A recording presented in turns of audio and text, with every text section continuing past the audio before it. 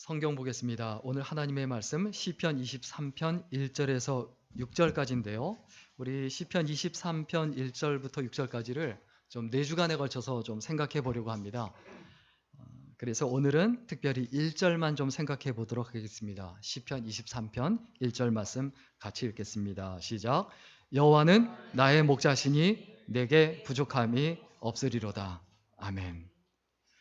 오늘부터 4주 동안 시편 6편을 생각하며 좀 전체 잡은 토픽이 뭐냐면 크리스천과 경제입니다. 특별히 오늘 말씀 1절을 생각하며 우리가 좀 마음에 담았으면 하는 것은 진짜 부유한 인생이 어떤 것이냐, 진짜 부자가 어떤 것이 진짜 부냐냐, 성경에서 말하는 부자는 어떤 것이고 또 어떻게 해야 그렇게 될 수 있는가를 좀 생각해 보려고 합니다. 세계의 악명 높은 감옥이 교도소가 수용소라고 하기도 하고요. 8대 감옥이 있습니다. 그 8대 감옥 중에 첫 번째가 어디냐 하면 그 샌프란시스코에 있는 알카트라즈라는 감옥이에요. 지금 저 사진에 보이는 감옥이죠. 바다 한가운데 있는 섬이에요. 영화로도 많이 나오고 저는 저 지역에 오랫동안 살았음에도 불구하고 저게 관광지로 변해서 들어가 보고 싶었지만 차마 그 비용이 아까워서 못 가봤는데 굉장히 유명한 곳이죠. 이곳이 유명한 이유는 탈출이 불가능한 감옥이에요. 1854년에 등대가 먼저 세워지고 처음에는 남북 전쟁 당시에 이제 군인들의 그 요새로 쓰이다가 1907년에 군대 감옥이 되고 1933년에 연방정부 감옥으로 바뀌었습니다. 그런데 이 감옥에다 철저히 누구만 가두냐? 흉악범. 가벼운 경범자는 여기 들어갈 일이 없어요. 흉악범, 절대 나올 수 없는 이런 흉악범만 여기에 집어넣는데 그 주변에 그 절벽이 41m예요. 그리고 주변에 조류가 빠르기 때문에 절대 수영해서 나올 수가 없습니다. 들어갔다 하면 다 죽어요. 그래서 그 수온도 굉장히 낮기 때문에 들어가면 수영도 하지 못할 뿐더러 체온이 떨어지기 때문에 그냥 죽습니다. 그런데 여기에 이제 탈주범이 이제 3명이 유일하게 있었다고요. 지금도 사라졌고 흔적만 가볍게 남기고, 왜냐하면 죽지 않았기 때문에 자꾸 흔적이 나타나는 건데 3명을 아직도 못 잡았대요. 죽었겠죠. 이제 나이가 들어서.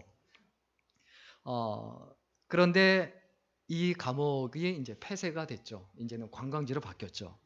그 다음에 두 번째 악명 높은 감옥이 어디냐면 브라질 상파울레에 있는 카란디루 교도소입니다.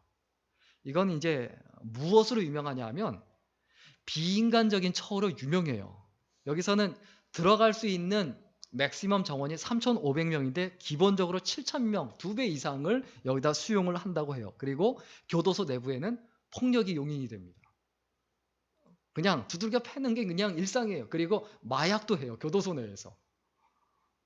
그리고 에이즈가 또 아주 창궐을 하고 그런데 이 감옥도 이제 폐쇄가 되는데 가장 큰 사건은 1992년에 폭동이 일어납니다. 그 교정 당국의 비인간 처우에 불만을 품어서 재소자들이 폭동을 일으켜서 그 경찰을 무장 진압하려는 그 경찰을 수감자 경찰이 이제 우르르 뛰어나오는데 그때 무장 경찰이 수감자 111명을 죽이고 결국 2002년에 폐쇄가 됩니다. 그리고 세 번째 교도소가 뭐냐면 적도 기니 화산섬에 위치한 그 블랙비치라는 교도소입니다. 여기에서는 유명한 게 뭐냐면 일단 고문이에요. 불로 지지는 고문. 그리고 여기에서 또 유명한 게 뭐냐면 강간이 있었고 또 구타가 있었어요. 그리고 재소자들이 계속 굶어 죽는 걸로 유명한 이런 감옥인데 이것도 지금은 문을 닫았습니다. 그리고 네 번째 감옥은 피텍 아일랜드, 러시아의 알카트라즈라고 불리는 이런 교도소인데 주변이 차가운 그 얼음물이 있어요. 그래서 빠져나갈 수가 없고 워낙 추워요. 이곳은. 워낙 춥기 때문에 보통 그냥 재소자들이 있는 그 실내 온도가 영하 12도래요. 실내 온도가 영하 12도예요. 사람이 살 수가 없죠. 그냥 얼려 죽이는 거예요. 그리고 심지어 추울 때 이제 바깥 온도가 이제 40도까지 떨어지는 거고요. 그리고 이제 다섯 번째가 팔미라 타드무르라는 교도소입니다. 이게 시리아 대통령 가문이 이제 40년 이상 시리아를 이제 철권 통치하며 반정부 인사들을 감금하고 고문하는 곳인데 2,400명의 수감자들을 그냥 사살하고 죽이는데 이것이 또 유명한 게 저렇게 그냥 닭장이에요. 닭장처럼 집어넣어 놓고 그리고 여기에서 재소자들을 비인간 처우를 합니다. 당연히 이것도 지금은 폐쇄가 됐습니다. 그리고 여섯 번째 또 유명한 곳이 뭐냐면 아티카 교도소입니다. 이건 미국에 있습니다. 여기에는 미국 최악의 교도소인데 여기에서도 2,200명의 수감자가 폭동을 일으켜서 33명의 인질을 잡고 이제 감옥을 이제 장악을 하고 그리고 이제 없어집니다. 그래서 우리가 이 부분을 생각할 때 이런 6개 교도소는 문을 닫았어요. 없어졌어요. 그런데 나머지 2개 교도소가 있어요. 지금도 있는. 여기까지 다 문 닫았는데 지금도 있는 2개 교도소가 있는데 그게 어디 있냐면 북한에 있습니다. 하나는 뭐냐면 회령 수용소예요. 여기는 먹을 걸 안 주니까 여기서 먹을 게 뭐냐면 쥐나 구더기를 잡아먹어요. 한 해 200명에서 300명이 그냥 굶어서 죽습니다. 먹을 걸 안 주니까. 주로 이곳에 수용하는 사람은 정치범들이에요. 체제에 반란을 일으킨 사람들. 그래서 실제 이곳에 또 생체 실험을 하는 곳으로 또 유명합니다. 그래서 가스 실험실이 실제로 지금도 있다고 합니다. 그리고 또 북한에 있는 또 한 개 지금도 있는 그 수용소가 뭐냐면 요덕 수용소예요. 아주 유명한 사진입니다. 인터넷 찾으면 이 사진밖에 안 나옵니다. 굉장히 그 비밀리에 취재나 촬영이 안 되기 때문에 이 정보가 나오지 않는데 여기에는 그냥 폭력과 죽음밖에 없다고요. 한번 들어가면 절대 나올 수 없고 언제 처형될지 모르는데 이곳에 만약에 임산부가 수용소에 들어오면 발로 차서 강제로 낙태를 시킵니다. 그리고 사람을 죽일 때 사형을 시키는데 어떻게 사형을 시키냐 하면 우리에다가 굶주린 개 있죠. 쩔쩔 굶은 굶주린 개가 있는 그 우리에다가 집어넣어 버립니다. 그러면 개가 물어서 뜯겨서 죽어요. 그렇게 사형을 시켜요. 아주 잔인하기로 유명한 곳이죠. 그리고 또 뭐 제가 이렇게 가져오진 않았지만 인터넷에 보면 이렇게 사람을 고문을 할 때 손을 뒤로 묶어놓고 옷을 벗겨놓은 상태로 낚싯대에다 음식을 매달아 놓고 서로 싸우게 만들어요. 자기들끼리. 그 낚싯대에 있는 그 음식을 서로 먹으려고.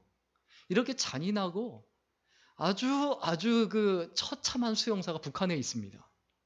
그런데 이런 어떤 수용소보다 더 잔인한 감옥이 있어요.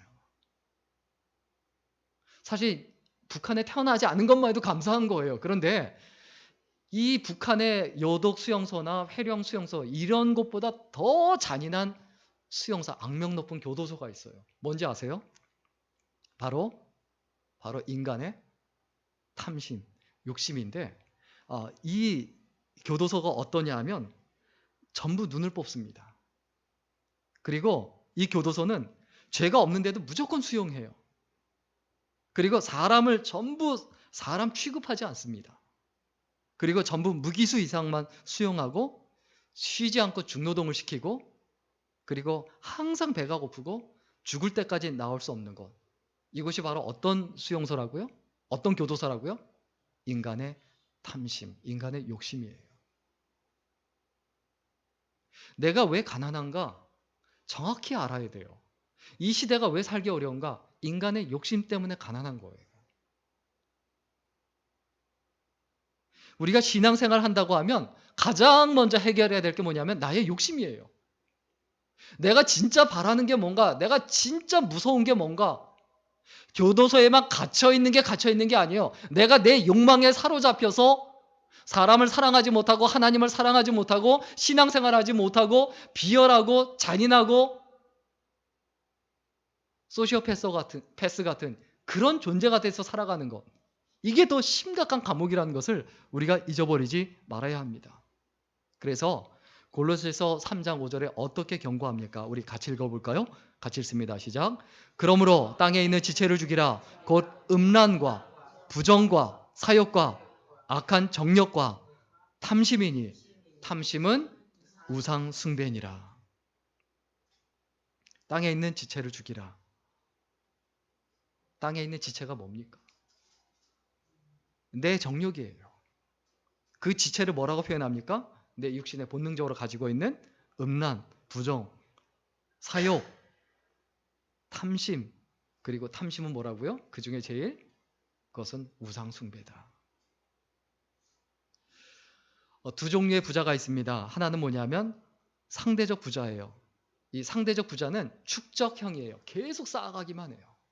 계속 또 쌓고 또 쌓고 또 쌓고. 더 갖고 싶어하는 그 탐욕 그리고 정욕을 욕심을 채우려고 계속해서 쌓기만 하고 그것을 위해서 수단과 방법을 안 가리는 상대적 부자가 있습니다.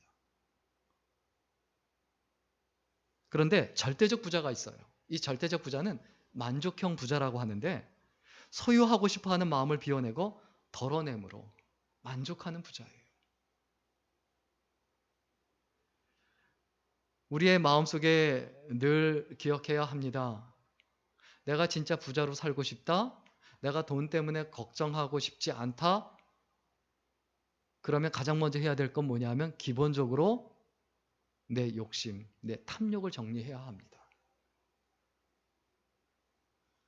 항상 사람들이 그래요. 어느 정도 되면 만족할 수 있겠느냐? 그럼 조금 더라고 얘기해요. 조금 더. 이것만 있으면. 그게 생기면 저거. 저게 생기면 또 이거. 그걸 정리를 못하면 부자 못해요. 사업해도 되지가 않아요. 정리를 하면 어떤 사람이 부자인가? 나는 더 이상 나는 더 필요한 게 없다라고 생각하면 부자예요. 어떤 사람이 부자라고요? 나는 더 이상 필요한 게 없다. 근데 나는 뭔가 더 필요하다라고 생각하면 가난한 거예요. 지금도 마찬가지입니다. 나는 더 이상 필요한 게 없어라고 생각하는지 나는 이것도 필요하고 저것도 필요하고 이것도 없고 저것도 없고 이 생각만 하다. 그럼 가난한 거예요. 결국 부와 가난함은 어디서부터 시작합니까? 내 마음, 내 생각에서부터 시작을 합니다. 우리 빌립보서 4장 11절에서 13절 말씀 같이 읽어보겠습니다. 사도 바울의 고백인데요. 같이 읽습니다. 시작. 내가 궁핍함으로 말하는 것이 아니라 어떠한 형편에든지 내가 자족하기를 배웠노니 내가 비천에 처한 줄도 알고 풍부에 처할 줄도 알아 모든 일에 배부르며 배고픔과 풍부와 궁핍에도 일체의 비결을 배웠노라. 내게 능력 주시는 자 안에서 내가 모든 것을 할 수 있느니라. 사도 바울 선생님을 가난하다고 말하는 사람은 아무도 없어요. 가난이 전혀 문제가 되지 않았던 이유. 가난할 때에도 감사하고 만족하고 부유할 때도 감사하고 만족했기 때문이에요. 부유함의 진짜 비결은 무엇이냐? 아주 간단하죠. 내가 만족할 수 있느냐 없느냐예요. 내가 만족할 수 있으면 누가 뭐라고 말하든 상관이 없는 거예요. 근데 내가 만족하지 못하면 다른 사람이 말하는 거 평가하는 것에 굉장히 예민하게 돼요. 우리가 이 세상에 살아가는 동안에 정말 자신감 있고 당당하게 살아가는 비결은 뭐냐? 내가 만족하면 그만인 거예요. 성경에서 언급된 사람 중에 가장 큰 부자는 솔로몬입니다. 그런데 두 번째 부자는 실질적으로요. 두 번째 부자는 다윗 왕으로 이야기를 합니다.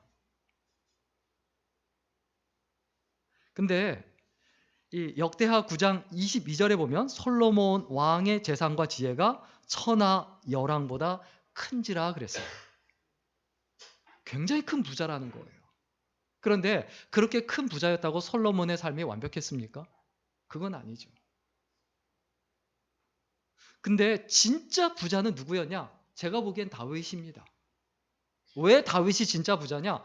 가난할 때도 가난이 문제가 되지 않았거든요. 가난하다고 가난이 문제가 되고 돈이 없다고 돈이 문제가 되는 건 아직 하나님으로 만족하지 않는 거예요. 성경적 부자가 아니라는 거예요. 다윗은 가난할 때도 부자로 살았어요. 자기 혼자 쫓겨다니며 사울 왕에게 쫓겨다니며 살았지만 600명을 먹였어요. 그 가족들까지 한 2천여 명을 자기가 먹였어요. 먹여 살렸어요. 왜? 철저히 하나님을 바라봤기 때문에. 그래서 성경적인 부자는 하나님만으로 만족하는 부자예요. 하나님만 있으면 됩니다. 그래서 다윗은 욕망이라는 감옥에 갇히지 않은 것이 아니라 그 욕망이라는 감옥에 하나님을 모신 거예요. 하나님을 갈급하는 거예요. 하나님을 더 사모한 거예요. 내가 돈을 사모하고 이성 친구를 사모하고 세상을 사모하는 것이 아니라 그 욕망이라는 감옥에 내가 돈을 놓고 다른 것을 놓은 게 아니라 하나님을 거기에 모시고 하나님을 바라본 사람. 내가 주를 찾기에 갈급합니다. 사슴이 물을 찾음같이 내가 주님께 갈급합니다. 이 마음을 가지고 살아갔던 사람이 바로 다윗입니다. 바로 이것이 다윗이 가난해도 부유했던 이유입니다. 돈의 힘은 강합니다. 근데 그 돈을 모으면 더 강해져요. 그런데 돈을 모으기만 하고 계속 쌓아보세요. 어떻게 됩니까? 썩어요. 모아놓기만 하고 모아놓기만 하는 그 사람의 삶과 인생은 반드시 썩게 돼 있어요. 결국 계속 쌓기만 하면 그건 썩기 때문에 오물이 되지만 이미 오물이 됐다 할지라도 그 썩는 그것을 나누면 그건 거름이 돼요. 거름은 쌓아놓기 위해서가 아니라 뿌리기 위해서 존재합니다. 거름은 뿌려질 때 열매가 되듯 재물도 마찬가지로 뿌려질 때 행복이 되고 위로가 되고 생명이 됩니다. 일단 우리가 기본적으로 모으는 법은 배워야 해요. 그러나 그 모으는 이유가 뭡니까? 나누기 위해서라는 거예요. 그래서 우리가 오늘 본문을 통해서 여호와는 나의 목자시니 내가 부족함이 없으리로다. 이것이 부자의 조건인데, 이것이 부유함의 조건인데, 이것을 좀 생각해 보려고 합니다. 먼저 성경에서 말하는 진짜 부유함은 어떤 것이냐? 하나님이 전부여야 돼요. 자, 여호와는 이란 말로 이 시를 시작을 합니다. 다윗이. 여호와는.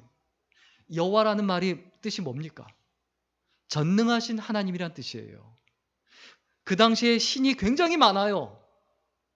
다른 이방 민족들이 섬기는 신이 굉장히 많아요. 그런데 여호와라는 신은 딱 한 분밖에 없어요. 그 여호와, 내가 섬기는 그 하나님, 여호와는 나의 목자시니. 다윗이 이 시를 쓰면서 하나님의 이름을 제일 앞에 두므로 자신의 절대적인 신앙을 표현합니다. 하나님의 이름을, 하나님을 내 앞에 모신다라는 거예요. 하나님이 전부다라는 것, 그것이 내 인생에서 분명하려면 어떻게 해야 됩니까? 내 욕심을 앞세우지 말고, 내 욕망을 앞세우지 말고, 내 쾌락을 앞세우지 말고, 내 학력이나 내 지식이나 내가 잘하는 거 이런 거 앞세우지 말고 하나님을 앞세우는 거예요. 하나님을 내 앞에 모시며라고 시편 기자가 고백하죠. 여호와는 나의 목자시니. 내 인생의 주어가 내가 아니라 하나님이냐 아니냐라는 거예요. 그 인생의 주어가 자기가 아니고 하나님이다라고 생각한 사람, 그 사람이 바로 다윗이었습니다. 우리 시편 73편 25절, 26절 같이 읽겠습니다. 같이 읽습니다. 시작. 하늘에서는 주 외에 누가 내게 있으리요, 땅에서는 주밖에 나의 사모할 자 없나이다. 내 육체와 마음은 쇠잔하나 하나님은 내 마음의 반석이시요 영원한 분깃이시라. 주 외에 누가 내게 있으리요. 하나님이 전부란 얘기죠. 내가 내 인생과 내 삶에서 하나님이 전부냐 아니냐, 이건 너무 중요해요. 우리가 풀어가야 할 숙제예요. 내가 이 시대의 다윗으로 살 것이냐, 아니면 내가 이 시대의 사울로 살 것이냐, 바로 이 부분에서 갈림길이 생긴다는 것을 잊어버리지 말아야 합니다. 하나님과 나 사이에 비집고 들어갈 것이 없어야 돼요. 하나님과 나 사이에 돈이 들어갈 수 없어야 돼요. 하나님과 나 사이에 재미나 쾌락이 파고들 수 없어야 합니다. 이것이 바로 가난해도 부유하게 사는 비결입니다. 우리 살아가다 보면 계속해서 불평이 나와요. 감사는 저절로 나오질 않아요. 그런데 감사하는 사람에게는 모든 것이 천국이 되는 거예요. 근데 불평하는 사람에게는 어디 있든지 간에 모든 것이 다 지옥이 됩니다. 감사하는 사람은 모든 행위, 모든 행동이 다 예배가 돼요. 그러나 불평하는 사람은 모든 행위가, 모든 행동이 다 범죄가 돼요. 결국 감사하는 사람은 모든 말 자체가 향기가 되고 기도가 되지만, 불평하는 사람은 그 모든 말 자체가 악취가 돼요. 악취가 나요. 말할 때마다 악취가 나요. 내가 어떠한 인생을 살 것인가? 악취나는 인생이 부유한 인생인가? 아니면 향기가 나는 인생이 부유한 인생인가? 삶 자체, 살아가는 모습 자체가 예배인 사람과 죄악인 사람이 있어요. 이건 너무나 큰 차이가 있는 거예요. 이것을 위한 기본적인 비결과 방법과 길이 뭡니까? 성경에서 말하는 여호와는 하나님이 내 인생의 주어가 되게 해라.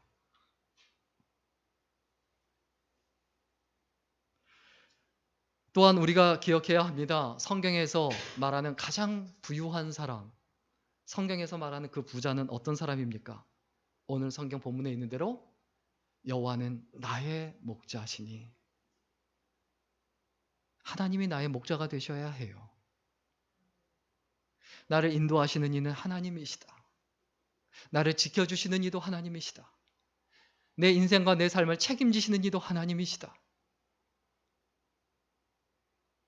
하나님의 인도함을 받고 하나님의 음성을 철저히 듣고 그것에 귀를 기울여야 합니다. 하나님께서는 우리를 어떻게 여기십니까? 베드로전서 2장 9절 말씀 우리 같이 읽겠습니다. 베드로전서 2장 9절입니다. 시작. 오직 너희는 택하신 족속이요 왕같은 제사장들이요 거룩한 나라요 그의 소유된 백성이니 이는 너희를 어두운 데서 불러내어 그의 기이한 빛에 들어가게 하신 자의 아름다운 덕을 선전하게 하려 하심이라. 하나님께서 우리를 어떻게 여기십니까? 택한 족속이요 왕같은 제사장들이요 거룩한 나라요 하나님의 소유된 백성이다. 한마디로 이야기하면 하나님이 나의 왕이고 하나님이 나의 주인이고 하나님이 나의 목자란 뜻이에요.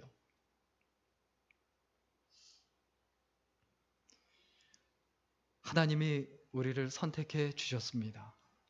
그것을 알고 깨달아야 되고 그 하나님의 선택 가운데 살아야 돼요. 하나님이 나의 목자다라는 것은 무엇을 의미합니까?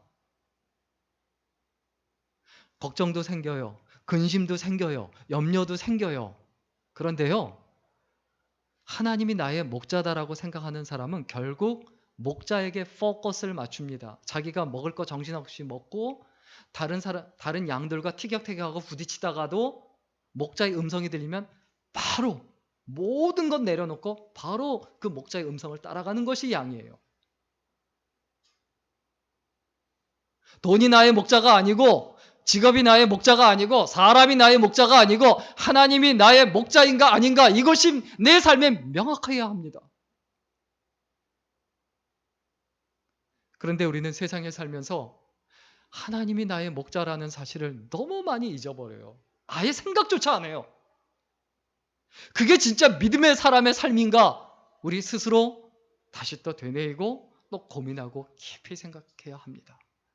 여호와는 나의 목자시니.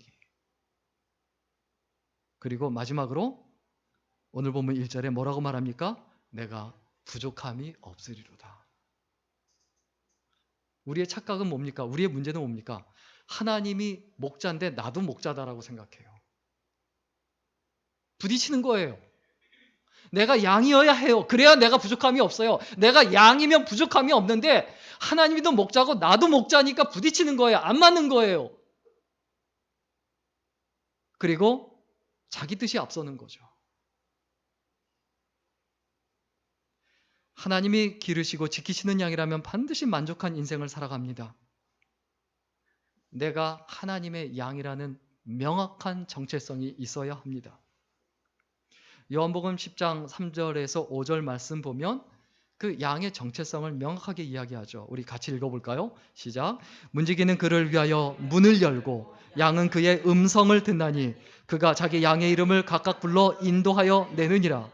자기 양을 다 내어 놓은 후에 앞서 가변 양들이 그의 음성을 아는 거로 따라오되 타인의 음성은 알지 못하는 거로 타인을 따르지 아니하고 도리어 도망하느니라.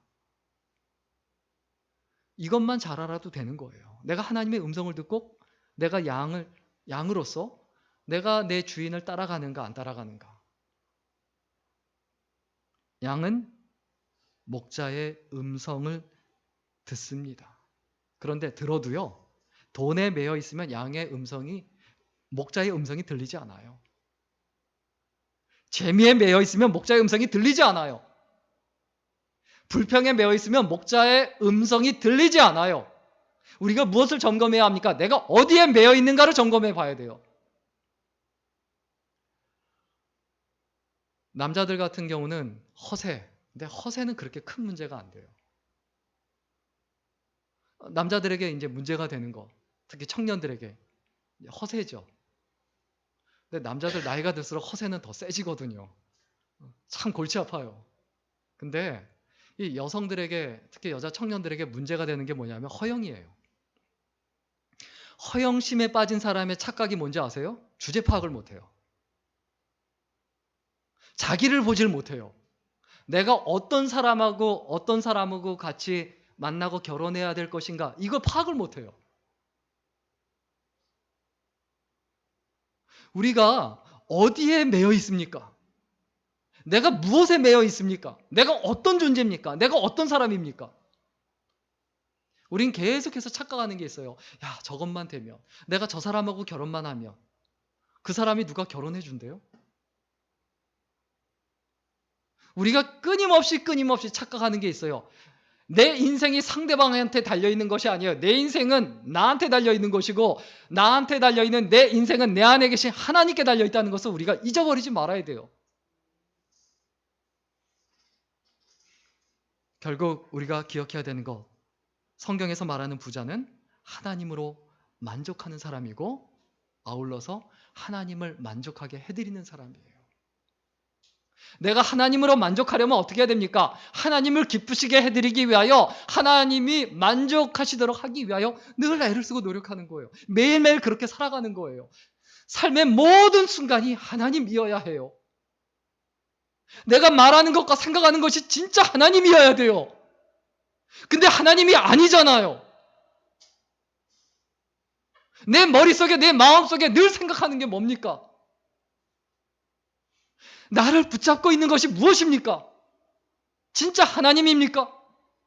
믿음의 사람이라면 내 가슴속에 하나님이 살아갈수록 점점 사무치게 맺혀야 되는데, 뼈에 사무치도록 분노가 맺혀 있고, 그리고 내 안에 시기가 맺혀 있고, 사울 왕처럼 인생 망할 수밖에 없죠. 하나님과 상관없는 인생이 되죠.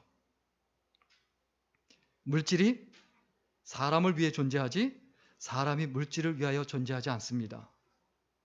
자신 있게, 배짱 있게, 당당하게 사명감을 가지고 하나님 따라가며 살아보십시오. 물질이 전혀 문제가 되지 않습니다. 따라옵니다. 내가 살아가는 데 있어서 다른 사람이 문제가 되지 않아요. 다른 사람을 내가 문제로 여기니까 문제인 거예요. 우리의 진짜 문제는 뭡니까? 하나님과 나와의 관계예요. 하나님이 나의 목자시고 내가 양이다라는 이게 명확하고 분명하면 다른 사람은 절대로 문제가 되지 않아요. 그런데 누구 때문에 탓하면서 교회를 잃어버리고 인간관계를 깨트리고, 자기 신앙과 자기 믿음은 자기가 지키는 거예요. 왜 남 탓합니까? 내 믿음은 내가 지키는 거예요. 왜 남 때문에 내 믿음을 잃어버려야 돼요? 다른 사람의 말 때문에 신앙을 잃어버리고, 돈 때문에 신앙을 잃어버리고, 내 욕심과 쾌락 때문에 신앙을 잃어버리고, 이것이 여호와는 나의 목자시니 내가 부족함이 없다라고 말하고 고백하고 암송하는 사람의 인생입니까?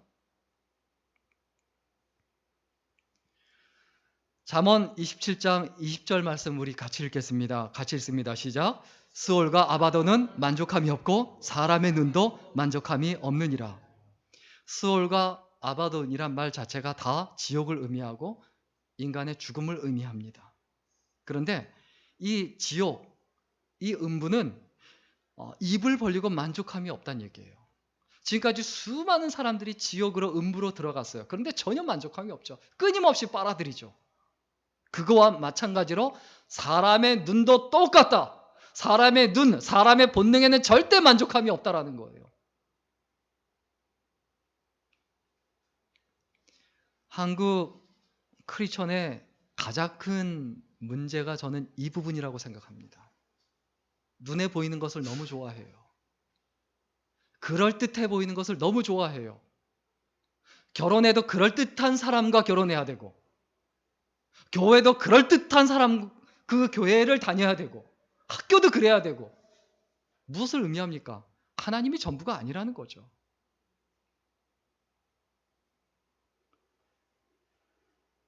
마지막 한 가지 이야기만 하고 마치겠습니다. 어떤 가족이 여행을 하다가 한 마을에 들렸습니다. 그런데 지나가다 보니까 어떤 집 문 난간에 한 중년 남성이 편안하게 앉아서 쉬고 있어요. 너무 부러운 거예요. 그 가장이 그 모습을 보면서 나도 저 사람처럼 편안하게 저게 2층 베란다 난간에 앉아서 커피 마시며 저렇게 쉬며 지내면 얼마나 좋을까. 그 이야기를 자기도 모르게 아내와 아이들이 듣는데 했어요. 근데 그 중에 큰아들이 그 말을 가만히 듣고 있다. 아빠, 저 아저씨 옆에 있는 목발 못 봤어요? 저 아저씨 다리가 불편해서 일을 못 하는 거예요. 그렇게 되고 싶으세요? 우리가 다른 사람의 삶 부러워하지 말라는 거예요. 하나를 얻으면 하나를 잃는 게 세상이에요. 다 얻을 수 없어요. 절대 그렇지 않아요. 내가 가고 싶은 길을 가면 가야만 하는 길을 못 가는 거예요.